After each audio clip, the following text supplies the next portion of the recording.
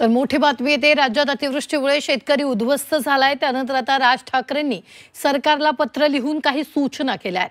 कुठल्याही निकषांच्या चौकटीत न लावता सरसकट ओला दुष्काळ जाहीर करा। एकरी 7 आणि 8,000 रुपये इतक्या तुटपुंजी नुकसान भरपाईनं काहीही होणार नाही।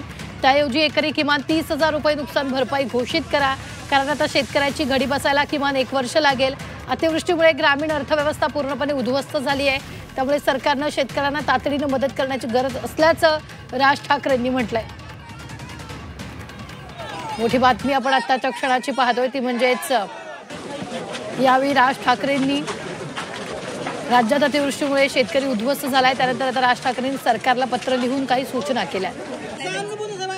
ओला दुष्काळ जाहीर करा, एकरी 7 आणि 8,000 रुपये इतक्या तुटपुंजी नुकसान भरपाईनं काही होणार नाही असं राज ठाकरेंनी म्हटलंय। किमान 30,000 रुपये नुकसान भरपाई घोषित करा असंही या पत्रात राज ठाकरेंनी म्हटलंय।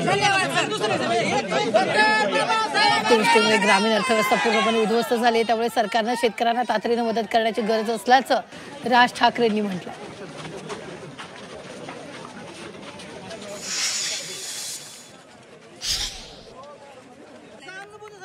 कुठल्याही निकषांच्या चौकटीत न लावता सरसकट ओला दुष्काळ जाहीर करा। एकरी 7 आणि 8,000 रुपये इतक्या तुटपुंजी नुकसान भरपाईनं काहीही होणार नाही। त्याऐवजी एकरी किमान 30,000 रुपये नुकसान भरपाई घोषित करा असं या पत्रात राज ठाकरेंनी म्हटलंय। कारण आता शेतकऱ्याची घडी बसायला किमान 1 वर्ष लागेल असंही त्यांनी म्हटलंय। गेल्या काही वर्षातल्या बेफाम उधळपट्टीनं राज्याची आर्थिक स्थिती नाजूक झाली आहे। सरकारनं हात आखडता घेऊ नये, वेळेत केंद्राकडे पाठपुरावा करावा, मदतीचं पॅकेज केंद्राकडून मिळवावं। सरकारनं बिहारला असं पॅकेज आधी दिलेलं आहे, यामुळे महाराष्ट्राला द्यायला हरकत नसावी असंही त्यांनी या पत्रात म्हटलंय। दिल्लीचा जो काही पाठपुरावा करावा लागेल तो करावा, फक्त स्वतःच्या वैयक्तिक तक्रारींसाठी किंवा घटक पक्षातील संघर्षासाठी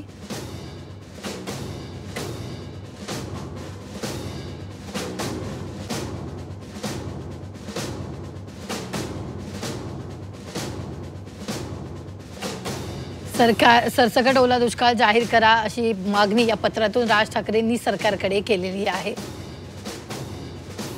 एकरी किमान 30 ते 40,000 रुपये नुकसान भरपाई द्या अशी मागणी ही राज ठाकरेंनी केली। शेतकऱ्यांची घडी बसायला वेळ लागेल असंही राज ठाकरेंनी यावेळी पत्रात म्हटलंय। तर कुठल्याही निकषांची चौकट शेतकऱ्यांसाठी लावू नका, तर आम्ही दिल्लीला जातो असं चित्र न दिसता सरकारमधले सगळे पक्ष राज्यासाठी पण दिल्लीत धाव घेतात हे राज्याला दिसू दे। अशा आपत्तीचा पहिला फटका बसतो तो मुलामुलींच्या शिक्षणाला। एकाही मुलाचं शिक्षण बंद होणार नाही, त्याला लागणारी वह्या पुस्तकं मिळतील।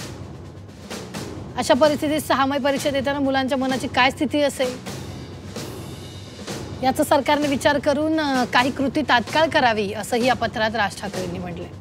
हिंदी भाषा लादताना दाखवलेली चपळाई आणि आग्रहीपणा इथं पण दिसेल अशी अपेक्षा। आपत्तीनंतर रोगराई प्रचंड वाढते, त्यासाठी राज्याचा आरोग्य विभाग सतर्क राहील। जिल्हा रुग्णालयापासून ते आरोग्य केंद्रापर्यंत सगळीकडे औषधांचा तुटवडा पडणार नाही हे सरकारनं पाहावं असंही राज ठाकरेंनी या पत्रात म्हटलंय।